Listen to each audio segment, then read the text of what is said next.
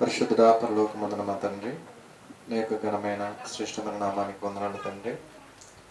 ఈ యొక్క సమయంలో కొద్దిసేపు నీ యొక్క మాటలు చెబుతూ ఉండగా నాకు మంచి జ్ఞానాన్ని దయచేయండి తండ్రి.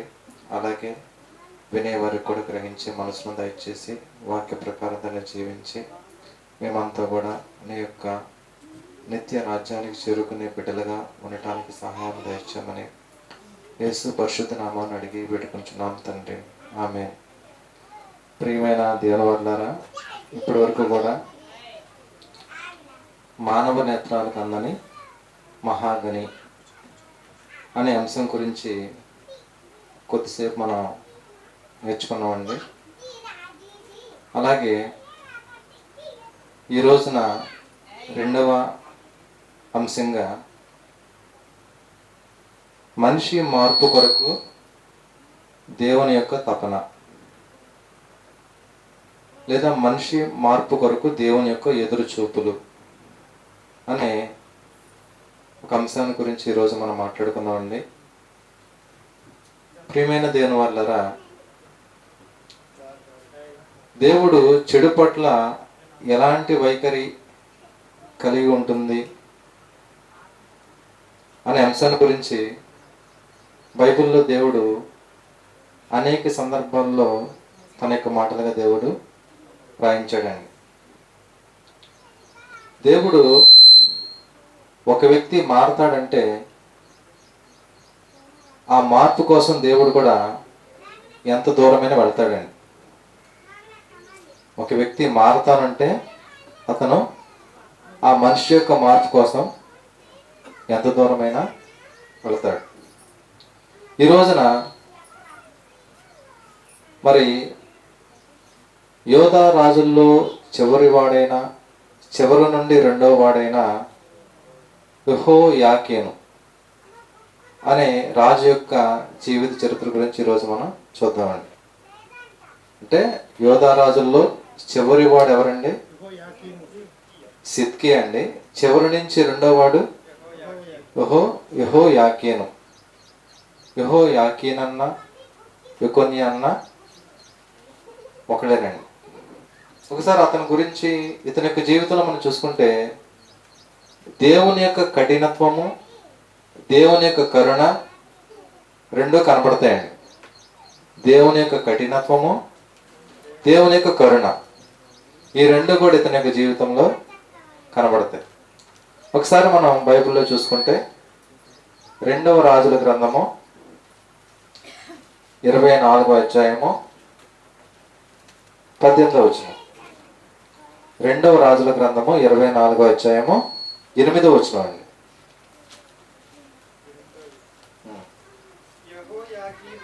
యెహోయాకీను ఏలన ఆరంభించినప్పుడు ఎంత వయసు అండి? 18 ఏండ్ల వాడై యెరూషలేమునందు 3 మాసములు అంటే 3 నెలలు ఏలడం, రాజు కింద పరిపాలించడం అనేది జరిగిందండి. తర్వాత యెరూషలేము వాడైన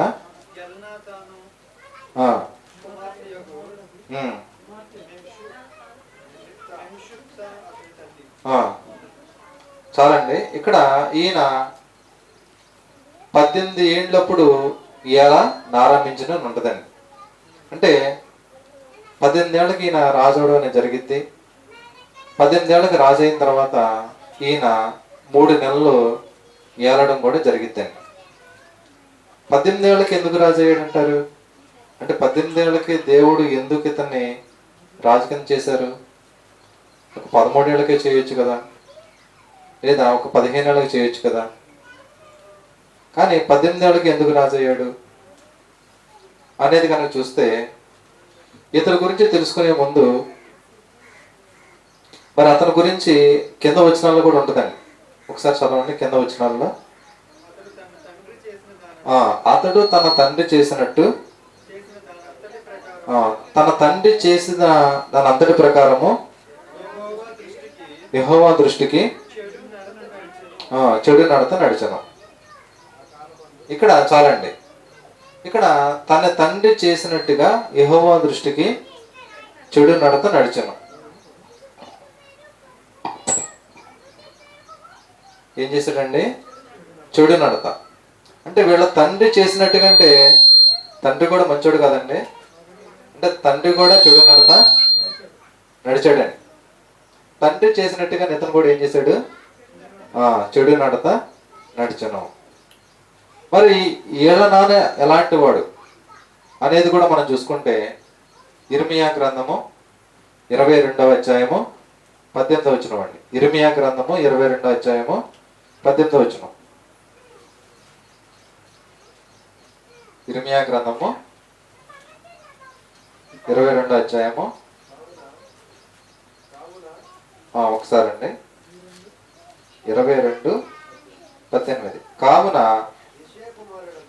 యోషియా కుమారుడకు యెహోయాకీమును యోధారాజును గూర్చి యెహోవా ఇలాగ సెలవిచ్చుచున్నాడు, జనులు అయ్యో నా సహోదరుడా, అయ్యో నా సహోదరి అని అతను గూర్చి అంగలార్చరు. అయ్యో నా ఏలినవాడా, అయ్యో శోభావంతుడా అని అతని కొరకు అంగలార్చరు. అంగలార్చరు అంటే ఏంటండి? ఏడవరు.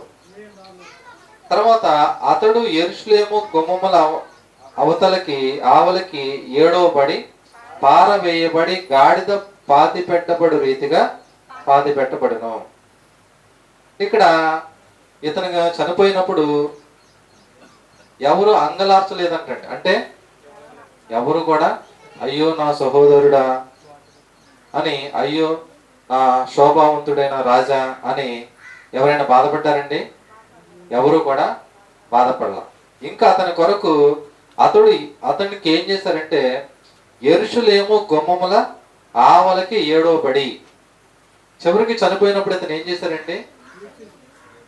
ఒక జంతువుని ఈడ్ చేసినట్టుగా ఇతన్ని బయటికి ఏడవడం కూడా జరిగిందండి. ఎందుకు అలా చేశారండి? ఎందుకు అలా చేశారు అంటే ఇతని గురించి ఏమి కూడా అంగలార్చరు. అంటే ఇతడు చనిపోయినా కూడా పోతే పోని అని అనుకున్నారు. మనకి అంతకుముందు వైఎస్ రాజశేఖర రెడ్డి చనిపోయినప్పుడు చాలా మంది అంగలార్చారు, ఏడ్చారు, బాధపడ్డారు. కొంతమంది సూసైడ్ కూడా చేసుకున్నారండి, చనిపోయారు, ఆత్మహత్యలు కూడా చేసుకున్నారు. అంటే కొంతమంది మామూలుగా చనిపోయినా కూడా మొత్తం అందులో కలిపి మొత్తం మీద ఆయన చనిపోయినప్పుడు ఆ యొక్క బాధను తట్టుకోలేక కొంతమంది చనిపోవడం అనేది జరిగింది. ఎందువల్ల అంటే ఆయన చేసిన మంచి పనులు. రైతులకి రుణమాఫీ చేశారు, అలాగే ఫీజు రియంబర్స్మెంట్ అని, ఆయన ద్వారా లబ్ధి పొందిన వాళ్ళంటూ ఎవరు కూడా లేరండి. ఆయన యొక్క పరిపాలన చాలా మంది మ్యాక్సిమం అందరూ కూడా చాలా మంచిగా పరిపాలన చేశారని అందరూ కూడా ఒప్పుకున్నారండి. ఆరోగ్యశ్రీ అని ఇలా రకరకాలుగా చేయడం అనేది జరిగిందండి. అలాగే మన బైబిల్లో కూడా సౌలు గారు చనిపోయినప్పుడు దావీదు కూడా బాధపడతాడండి. సౌలు గారు చనిపోయినప్పుడు దావీదు కూడా బాధపడినట్టుగా మనం బైబిల్లో చూస్తాం. సౌలు గురించి దావీదు కీర్తనలు కూడా పాడడం కూడా జరిగిద్దని. కానీ ఇక్కడ ఇతను చనిపోయినప్పుడు ఎలాంటి ఎవరు కూడా ప్రజలంతా కూడా ఎవరు కూడా బాధపడలేదు. అంటే ఈయన ఎలా ప్రజలను పరిపాలించాడు అంటారు? అంగలార్చరు. అంటే ఈయన చనిపోయినా కూడా ఎవరు కూడా బాధపడరు. పైకి ఇతన్ని ఒక గాడిద పాతి పెట్టబడు రీతిగా పాతి పెట్టబడును. ఇదేంటండి? గాడిద పాతి పెట్టబడు రీతిగా పాతి పెట్టబడును అంటే ఆ రోజుల్లో గాడిద కనుక చనిపోయినప్పుడు ఎలా పాతి పెట్టేవాళ్ళు అంటే దాని తల పైకుండేటట్టుగా మిగిలిన భాగం శరీర భాగం అంతా కూడా లోన ఉండేలాగా పాతి పెట్టేవాళ్ళు. మిగిలిన పై భాగం అనేది ఇంకా రాబందులు అనేవి పీక్కుని తినేలాగా ఈ విధంగా చేశారు. అదేవిధంగా ఇతను కూడా గాడిద పాతి పెట్టబడి రీతిగా పాతి పెట్టబడిన. మిగిలిన రాజులు చనిపోయినప్పుడు, కొంతమంది మంచి వాళ్ళు చనిపోయినప్పుడు రాజుల యొక్క సమాధిలో పాతి పెట్టబడిన బైబిల్ ఉంటుందండి. చాలా మంది ఇప్పుడు ఇశ్రాయేల్ రాజుల్లో కానీ యోధా రాజుల్లో కానీ అక్కడక్కడ కొంతమంది మంచివాళ్ళు కూడా ఉన్నారు. కానీ ఇక్కడ ఈ యొక్క యెహోయాకీను కానీ అతని యొక్క తండ్రి చనిపోయినప్పుడు ఆ విధంగా ఇతను బాధపెట్టబడలేదని. కాబట్టి ఇతని యొక్క జీవితంలో మరి ఇతను చనిపోయినప్పుడు కూడా ఎవరు బాధపడినట్టుగా మన బైబిల్లో చూడమండి. మరి 18 ఏళ్ళకి అంటే ఇతను తండ్రి చనిపోయేటప్పటికి ఇతనికి వయసు ఎంత అండి? యెహోయాకీనుకి వయసు ఎంత అండి? 18. 18 ఏళ్ళకి రాజుని ఎందుకు చేశారంటే మంచి చెడు ఆలోచించుకునే వయసు. 18 ఏళ్ళకైతే సరిగ్గా ఏది మంచి ఏది చెడు అని ఆలోచించే వయసు అనేది అదే కరెక్ట్ వయసు అని. కాబట్టి వీడికి 18 ఏళ్ళు వచ్చిన తర్వాత వీళ్ళ తండ్రిని చంపాలి. తండ్రి కూడా ఎలాంటి వాడండి? చెడ్డవాడు. కాబట్టి 18 ఏళ్ళు వచ్చేంత వరకు కూడా తండ్రిని బ్రతకనిచ్చాడండి. తర్వాత అప్పుడు ఇతను వాళ్ళ తండ్రి ఎలా చనిపోయాడు, ఎలా బ్రతికాడు అన్ని విషయాలు కూడా తెలుసు కదండి. తెలిసిన తర్వాత ఇతను కూడా బ్రతికితే మా నాన్నలా బ్రతకూడదు అనుకోవాలిగా, చస్తే మా నాన్నలా చావకూడదు అని అనుకోవాలిగా. కానీ అలా మాత్రం అనుకోలేదండి. ఉదాహరణకి ఒక తాగుబోతు తండ్రి ఉన్నాడు అనుకోండి. అతను ఆ తండ్రి తాగుతూ తాగుతూ తాగుతూ అలా చనిపోతే కొడుకు చూసినప్పుడు ఏమనుకోవాలి? మా నాన్నలా నేను తాగుబోతు అవ్వకూడదు, మా నాన్నలా నేను తాగి రోడ్డు మీద పడకూడదు అని అనుకోవాలి కదా. కానీ ఇక్కడ తండ్రి దుర్మార్గం చేస్తే ఈ యొక్క యెహోయాకీను కూడా మా నాన్నలా నేను ఉండకూడదు, లేదా మా నాన్నలా నేను చావకూడదు అని అనుకోవాలి. ఉదాహరణకి ఇప్పుడు ఒక బండి మీద ఒక ఇద్దరు వ్యక్తులు వెళుతూ ఫోన్ మాట్లాడుకుంటూ వెళుతూ ఫోన్ ధ్యాసలో పడిపోయి ఒక లారీని గుద్దేశారండి.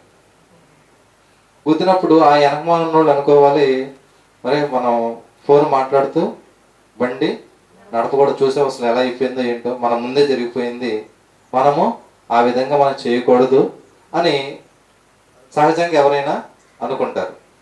మరి ఇక్కడ తండ్రి ఇలాంటి దుర్మార్గ పనులు చేసి ఈ విధంగా మరి అతని యొక్క శవాన్ని కూడా ఒక జంతువు యొక్క శవాన్ని ఇడ్చినట్టుగా ఇడ్చేస్తే ఇవన్నీ కూడా చూసిన యెహోయాకీను నా తండ్రిలా నేను బ్రతకూడదు, నా తండ్రిలా నేను చావకూడదు అని ఖచ్చితంగా అనుకోవాలి. కానీ అతను ఇలా అనుకోలేదండి.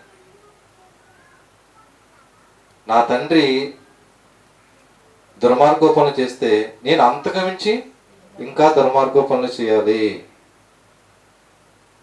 ఇలాంటిదే మనకి బైబిల్లో చూసుకుంటే రాజుల గ్రంథాల్లో సొలొమోను గారు, రెహబాము. సొలొమోను గారు చనిపోయిన తర్వాత అతని దగ్గరికి చనిపోయిన తర్వాత అతని యొక్క కొడుకైన రెహబాము రాజు అవుతాడు. ఆయన దగ్గరికి కొంతమంది జనం వచ్చి, అయ్యా మరి మీ తండ్రి గారు మా మీద ఎక్కువగా పన్నులై మోపారు, మేము అవి కట్టుకోవడం చాలా భారంగా ఉండేది, కాబట్టి నువ్వు వాటిని కొద్దిగా తగ్గిస్తే నీ సేవ చేసుకుంటూ చక్కగా నువ్వు చెప్పినట్టుగా ఉంటామని చెప్పినప్పుడు రెహబాము వాళ్ళ మాట విన్నాడండి.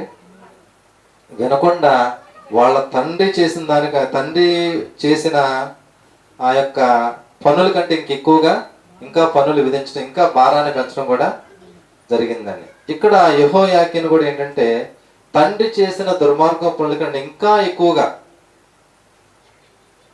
నా తండ్రి 3 ఆకులు చదివితే నేను 4 ఆకులు చదవాలన్నట్టుగా ఇంకా ఎక్కువ దుర్మార్గ పనులు కూడా చేయడం అనేది జరిగిందండి. అంటే వాళ్ళ నాన్నకి డబుల్ చేశాడండి చెడుతనం. తండ్రే దుర్మార్గుడు అనుకుంటే కొడుకు ఇంకా దుర్మార్గుడి కింద మారిపోయాడండి. 2వ రాజుల గ్రంథము 24వ అధ్యాయము 9వ వచనం అండి. 2వ రాజుల గ్రంథము 24వ అధ్యాయము 9వ వచనం. అతడు తన తండ్రి చేసిన దాని అంతటి కంటే ప్రకారముగా యెహోవా దృష్టికి ఎలాంటి నడత నడిచాడండి?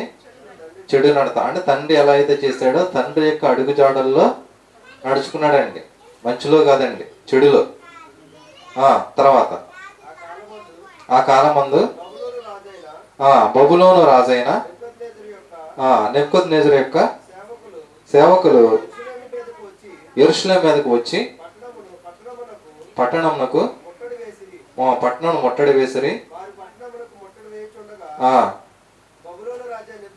బబులోను రాజైన నెబుకద్నెజరు దాని మీదకు వచ్చెను.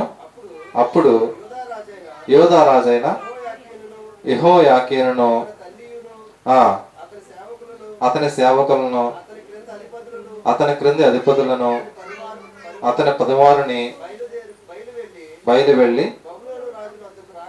బబులోను రాజునొద్దకు రాగా బబులోను రాజు చాలండి. ఇక్కడ ఏంటంటే తర్వాత ఇతను మారతాడేమని దేవుడు చూశాడండి. దేవుడు చూడల. దేవుడు చూశాడు కానీ ఇతను మారలేదండి. తర్వాత ఏం జరిగిద్దంటే ఇక్కడ చూశాడు దేవుడు, ఇంకా మారతాడేమో అని అనుకున్నాడు కానీ ఇతను మాత్రం మారలేదండి. తర్వాత ఏం జరిగిద్దంటే ఇతను మీదకి బబులోను రాజైన నెబుకద్నెజరుని పంపించడం జరిగిద్దండి. ఈ బబులోను రాజు అయిన నెబుకద్నెజరు ఇతను ఏం చేస్తాడంటే ఈడ్చుకుంటూ సుమారుగా 1500 మైళ్ళ దూరం, అంత దూరం కలిగిన బబులోను దేశానికి ఈ యొక్క యెహోయాకీన్ని ఈడ్చుకుని పోవడం అనేది జరిగిద్దండి. ఈడ్చుకుని పోయి ఇతన్ని ఒక జైల్లో కూడా వేయడం అనేది జరిగిద్దండి. ఒకసారి చూస్తే 2వ దినవృత్తాంతాల గ్రంథము 36వ అధ్యాయము 9వ వచనం అండి. 2వ దినవృత్తాంతాలు 36వ అధ్యాయము 9వ వచనం.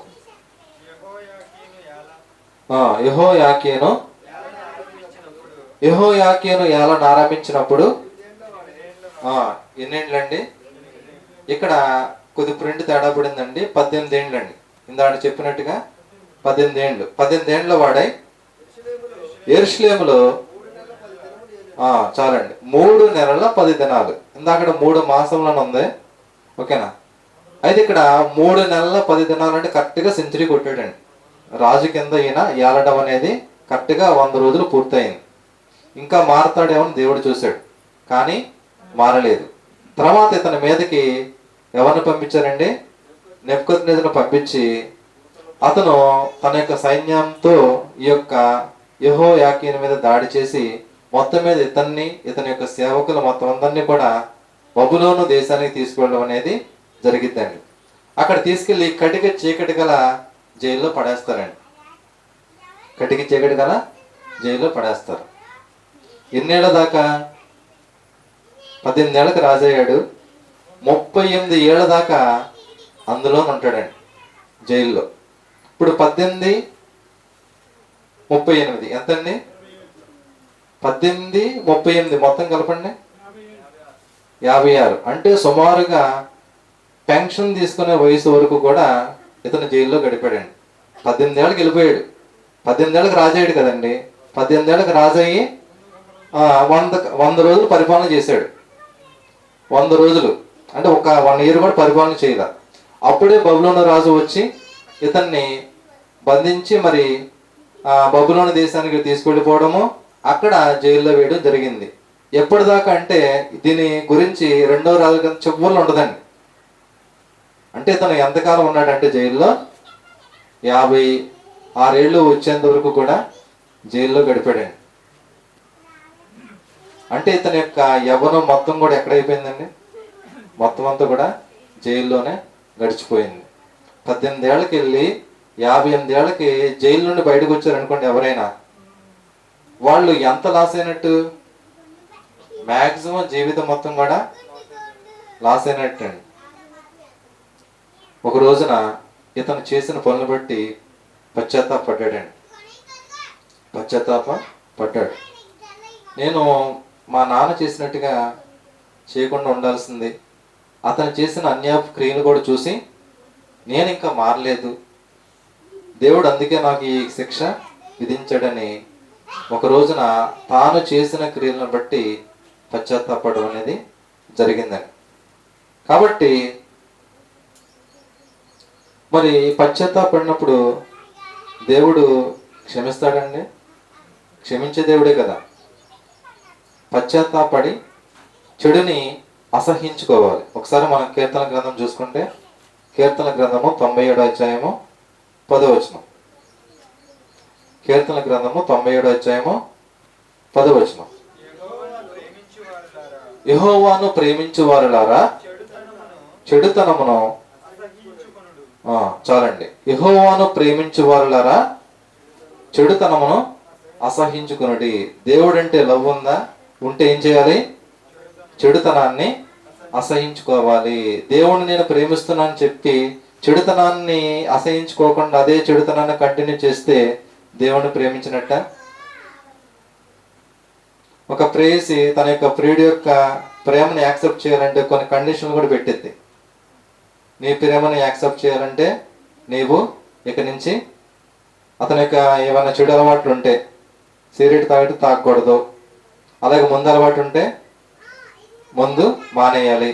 ఇలాంటి కండిషన్లు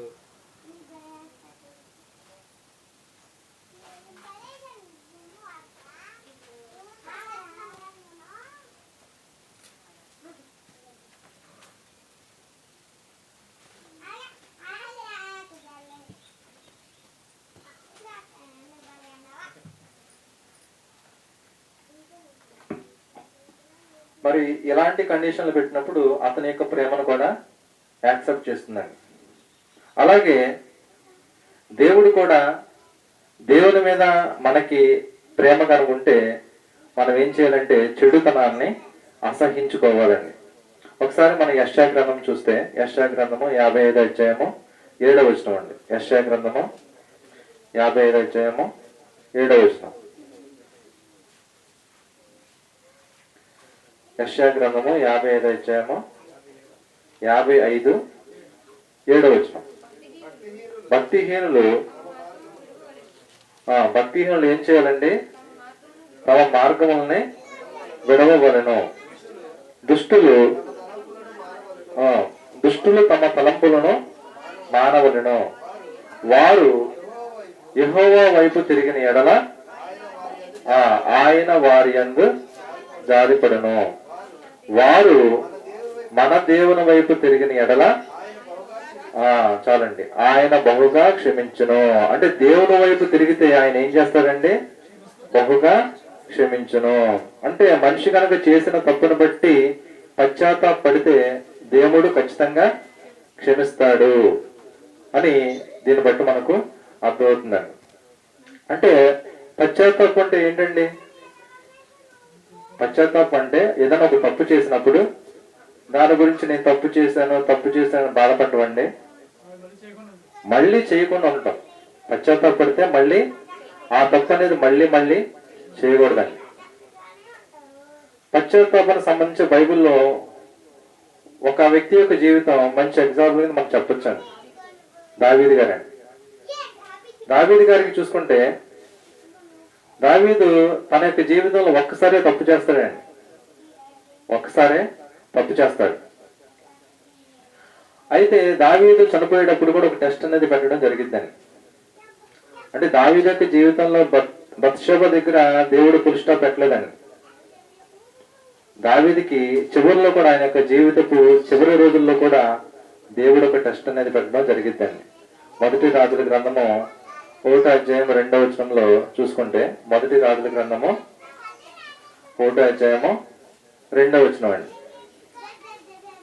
మొదటి రాజుల గ్రంథము 1వ అధ్యాయము 2వ వచనం. కాబట్టి వారు మా ఏలిన వాడువను రాజువునకు నీ కొరకు తగిన చిన్నదాన వెతుకటం మంచిది. ఆమె రాజైన నీ యొక్క సముఖమునందుండి నిన్ను ఆదరించి వెట్టకలుడిగే చాలండి. ఇక్కడ ఏంటంటే రాజైన మరి దావీదు గారు బాగా వృద్ధుడైపోతాడు. అతని సేవకులు ఏం చేస్తారంటే, మరి దావీదు గారి దగ్గరికి ఒక చిన్నదాన్ని తీసుకురావాలని ఏం చేస్తారంటే, ఇశ్రాయేలు దేశం మొత్తం తిరిగి మొత్తం మీద అంటే ఆ రోజుల్లో మరి ఇశ్రాయేల్ జనాభా సుమారుగా ఒక తక్కువేనండి, ఒక 50 లక్షలు ఉండొచ్చు. ఆ 50 లక్షల్లో చూసి ఒక చక్కని చిన్నదాన్నైన అభిషేకుని ఆ చిన్నదాన్ని తీసుకురావడం అనేది జరిగిద్దండి. తీసుకొచ్చిన తర్వాత మరి దావీదు ఆ అభిషేకంతో కొడతాడండి. కోడ్డు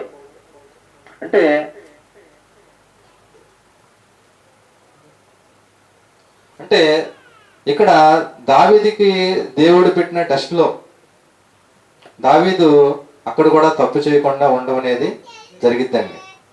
అంటే దావీదు యొక్క జీవితానికి పురుషుతాపు అనేది ఇక్కడ పెట్టడం జరిగిందండి.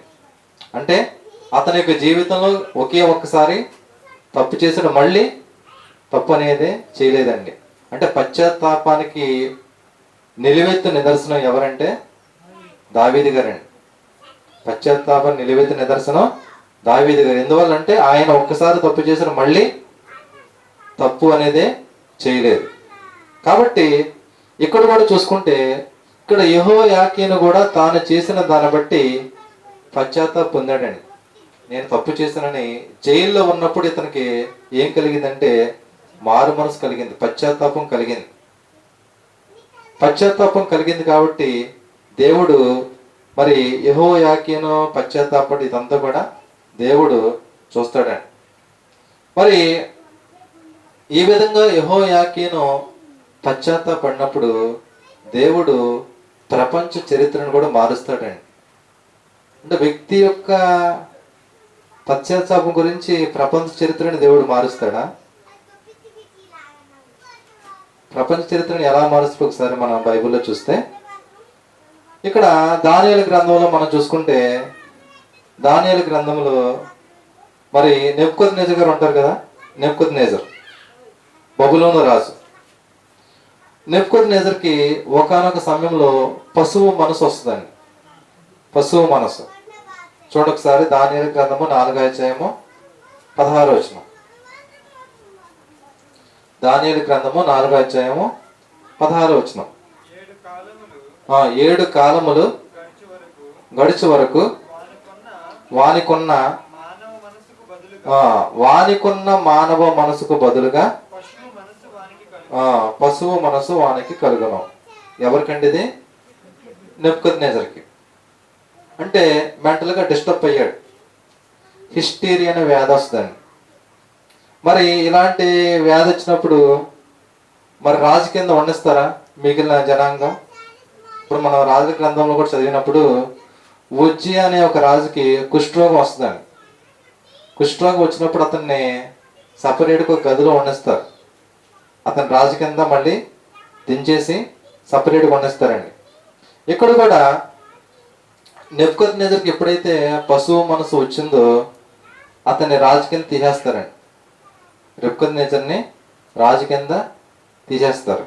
తీసిన తర్వాత అతన్ని ఒక గదిలో పెట్టి అతని కొడుకుని రాజుని చేస్తారండి.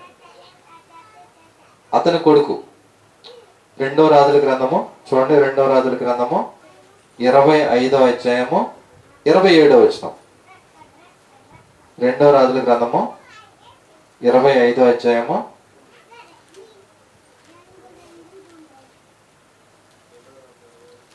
27 నేను చదువుతాను చూడండి.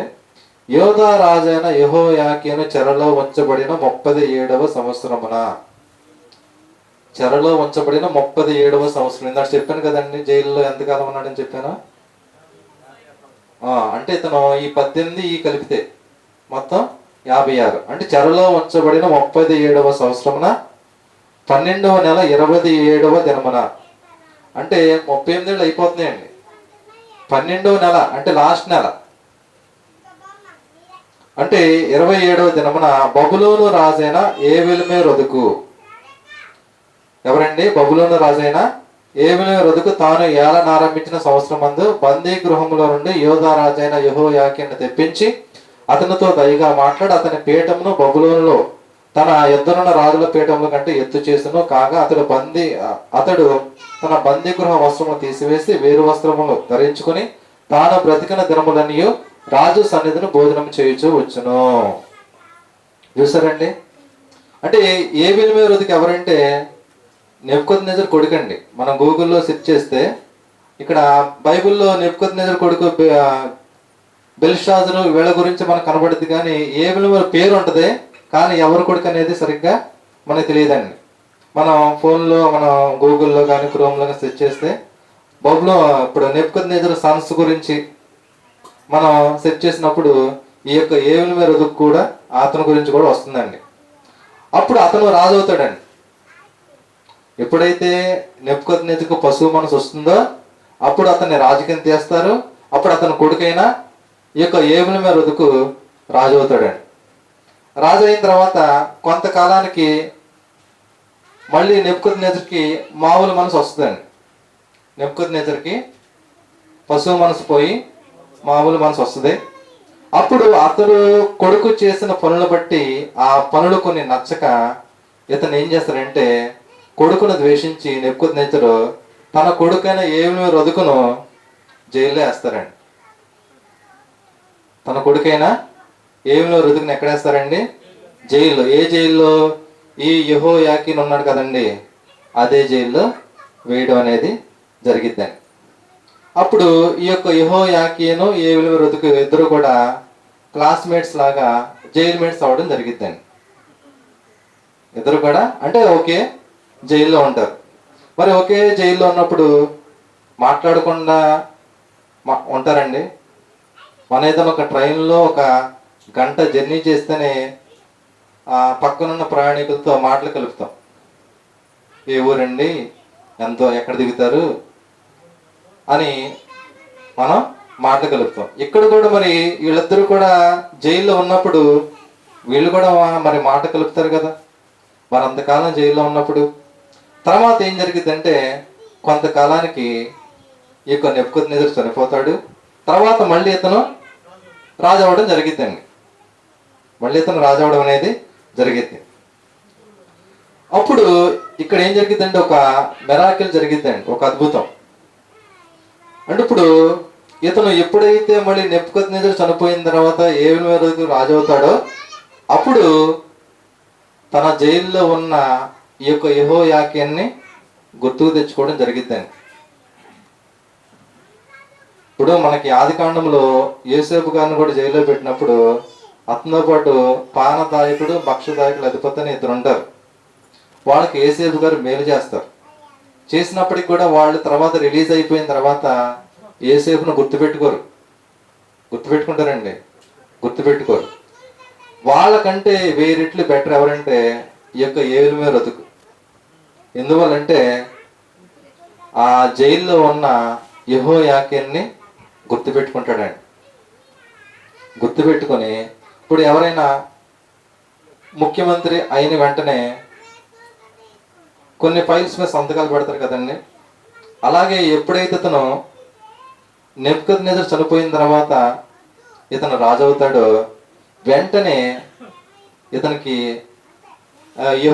జైల్లో ఉన్న యెహోయాకీను గుర్తుకు రావడం అనేది జరిగిద్దండి. గుర్తుకు వచ్చి ఏం చేస్తారంటే వెంటనే ఆ యొక్క యెహోయాకీన్ని విడుదల చేయాలని ఓకేనా చెప్పడం కూడా జరిగిద్దండి. కాబట్టి ఇర్మియా గ్రంథం ఒకసారి చూడండి. ఇర్మియా గ్రంథము 52వ అధ్యాయము. ఇర్మియా గ్రంథము 52వ అధ్యాయము. ఇర్మియా 52వ అధ్యాయము 31 వచ్చినవండి. 31 నుంచి చదవండి. ఇర్మియా గ్రంథము 52వ అధ్యాయము 31 నుంచి. యోధా రాజైన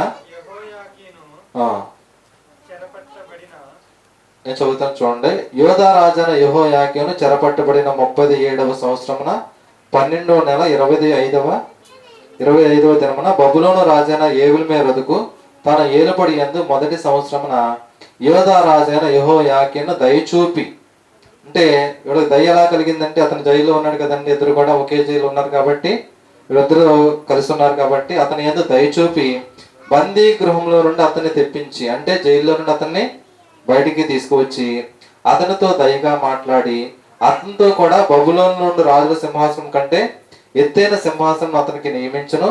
మరియు అతడు తన బందీ గృహ వస్త్రములు తీసివేసి వేరు వస్త్రములు ధరించుకుని తన జీవితకాలం అంతయు కూడా ఏబెల్మెరోదకు సన్నిధిని భోజనం చేయించు వచ్చును. అంటే చివరిలో మరి యెహోయాకీను తాను చేసిన తప్పులను బట్టి పశ్చాత్తాపడ్డాడు కాబట్టి దేవుడు కూడా ఏం చేస్తాడంటే అతనికి చివరిలో అన్న మంచి రోజులు ఇస్తాడండి.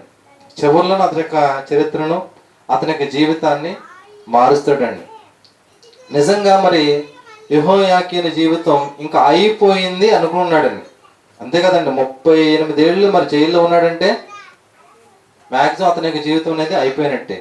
అంటే ఇక్కడ దేవుడు ఏం చేస్తాడంటే ఎండిన జీవితాన్ని, ఇంకా నా లైఫ్ అయిపోయింది అనుకున్నప్పుడు అక్కడి నుంచి మళ్ళీ లైఫ్ అనేది స్టార్ట్ అయ్యేలాగా దేవుడు చేయగల సమర్థుడు.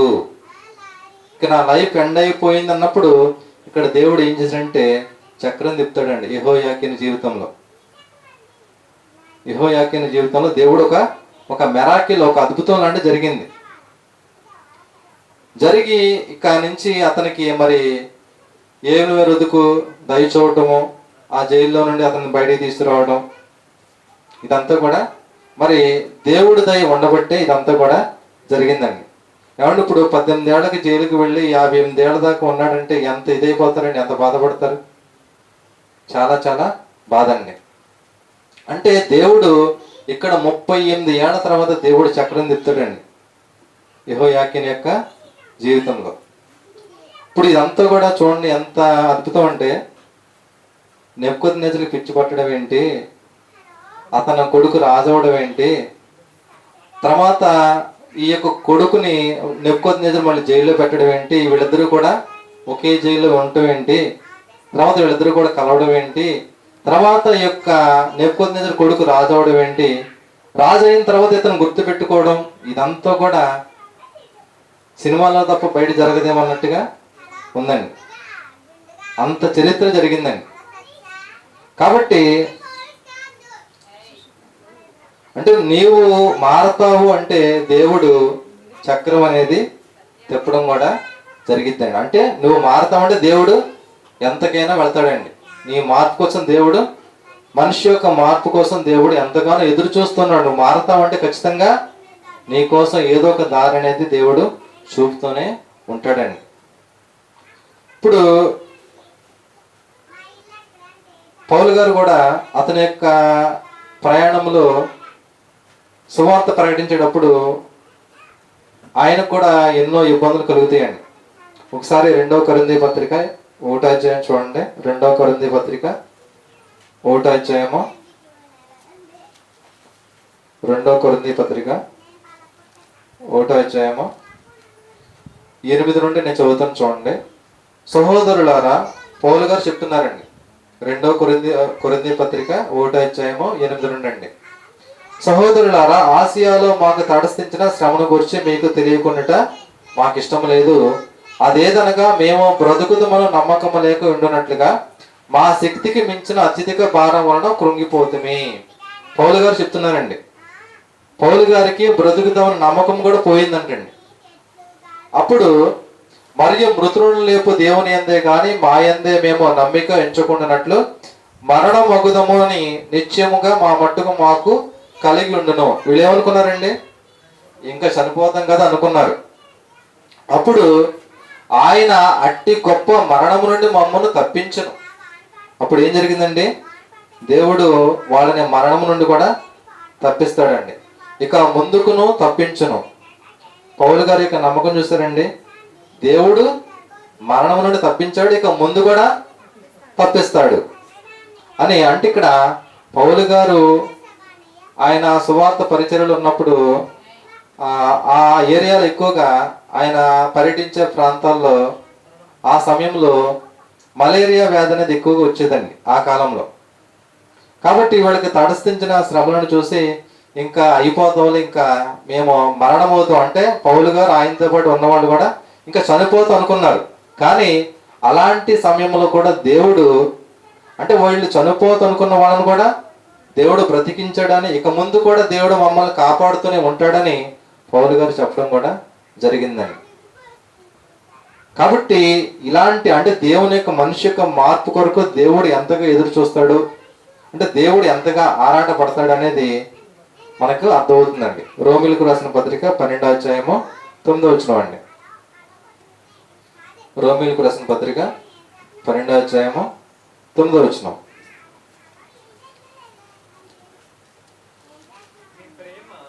మీ ప్రేమ నిష్కపటమైనదై ఉండవలెను. చెడ్డదానిని అసహించుకోవాలి. చాలండి. అంటే దేవుడు మనల్ని ప్రేమించాలి అంటే మనము ఎలా ఉండాలంట? చెడ్డదాన్ని అసహించుకోవాలి, మంచిదాన్ని హత్తుకోవాలి. చెడ్డదాన్ని అసహించుకోవాలి, మంచిదాన్ని హత్తుకుంటే దేవుడు మన పక్షాన ఉంటాడు, దేవుడు మనల్ని ప్రేమిస్తాడండి. కాబట్టి ఈ యొక్క యెహోయాకీను యొక్క జీవితంలో మనం చూసుకుంటే అతడు చివరిలో అంటే స్టార్టింగ్లో అతనికి జీవితంలో అతని యొక్క తండ్రిని బట్టి, అతడు తండ్రి దుర్మార్గుడు అని తెలిసినా కూడా అతని యొక్క జీవితాన్ని బట్టి అతను ఏమీ కూడా మారలేదు. తర్వాత మరి జైల్లో వేయడం జరిగింది. తర్వాత చివరికి అతను తప్పు చేసినట్టు తెలుసుకొని పశ్చాత్తాపడినప్పుడు దేవుడు అతన్ని క్షమిస్తాడు. చివరికి అతనికి చివరి రోజులైనా సరే అతను మరి మారాడు కాబట్టి చివరి రోజులైనా అతను మంచిగా ఉండేలాగా దేవుడు అతను చూస్తాడండి. అంటే అతని జీవితం చివరి రోజుల్లో కూడా రాజుతో ఉండి రాజభోజనం, రాజవస్త్రాలు ధరించుకొని అతని యొక్క సన్నిధిలో అంటే అప్పుడు బబులోను రాజు నెబుకద్నెజరు కొడుకు ఎవరండి? ఏవిల్మెరోదకు. అతనితో పాటు ఉండి అతను తినే భోజనం మీద ఉండేలాగా దేవుడు అలాంటి కృప అతనికి దయచేసాడంటే నిజంగా మనిషి మార్పు కొరకు అంటే యెహోయాకీను మార్పు కొరకు దేవుడు ఎదురు చూసినట్టుగా, అంటే నువ్వు మారితే దేవుడు నీకు కూడా మంచి భవిష్యత్తు అనేది ఇస్తాడు అని అన్నట్టుగా ఈ యొక్క యెహోయాకీను జీవితాన్ని బట్టి మనకు అర్థమవుతుందండి. కాబట్టి మనిషి మారతాడు అంటే దేవుడు కూడా నీకు కొంత సమయం అనేది ఇస్తాడండి. అంటే మనిషి యొక్క మార్పు అంటే తన యొక్క పిల్లలు తన ఎద్దుకు రావాలి, మారి తర్వాత అయినా సరే నా ఎద్దుకు వస్తాడంటే దేవుడు కూడా ఎదురు చూస్తాడండి. మారిన తర్వాత కూడా మంచి జీవితం దేవుడు ఇస్తాడు అనేది ఈ యొక్క యెహోయాకీను యొక్క జీవితాన్ని బట్టి మనకు అర్థమవుతుందండి. కాబట్టి మనిషి యొక్క మార్పు కొరకు దేవుని యొక్క ఎదురు చూపులు, మనిషి యొక్క మార్పు కొరకు దేవుని యొక్క ఎదురు చూపులు. ఎదురు చూసాడండి, మారతాడు అనుకున్నాడు, చివరిలో మారాడు. మారిన తర్వాత అతనికి మంచి భవిష్యత్తు కూడా దేవుడు ఏర్పాటు చేయడం అనేది జరిగిందండి. కాబట్టి మనం కూడా దేవుని యొక్క మనసు మనం అర్థం చేసుకోవాలంటే మనం కూడా చెడుని అసహించుకొని దేవుని హత్తుకొని మంచితనం కలిగి మన జీవితాంతం కూడా దేవుణ్ణి హత్తుకునే వారిగా ఉంటే దేవుడు ఆయన కూడా మనల్ని హత్తుకుంటాడండి. కాబట్టి ఆ విధంగా మనమంతా కూడా ఉండాలని కోరుకుంటూ ఈ యొక్క మాటలు ముగిస్తున్నానండి. ప్రార్థన చేసుకుందాం. పరిశుద్ధుడా పరలోకమందున మా తండ్రి, ఇప్పటి వరకు కూడా మనిషి యొక్క మార్పు కొరకు దేవుని యొక్క తపన అనే అంశాన్ని గురించి కొద్దిసేపు నీ యొక్క పిల్లలకి వివరించి చెప్పాను తండ్రి. విన్న వాక్యాన్ని అర్థం చేసుకొని వాక్య ప్రకారం తండ్రి జీవించి మేమంతా నీ యొక్క నిత్య రాజ్యానికి చేరుకునే బిడ్డలుగా ఉండటానికి సహాయం దయచేయండి తండ్రి. విన్న వాక్యాన్ని అనేక మంది చెప్పేవారిగా కూడా ఉండటానికి సహాయం దయచేయమని, మహిమ ఘనత ప్రభావం మీరే పొందాలని కోరుకుంటూ యేసు నామాన్ని అడిగి వేడుకుంటున్నాం తండ్రి. ఆమేన్.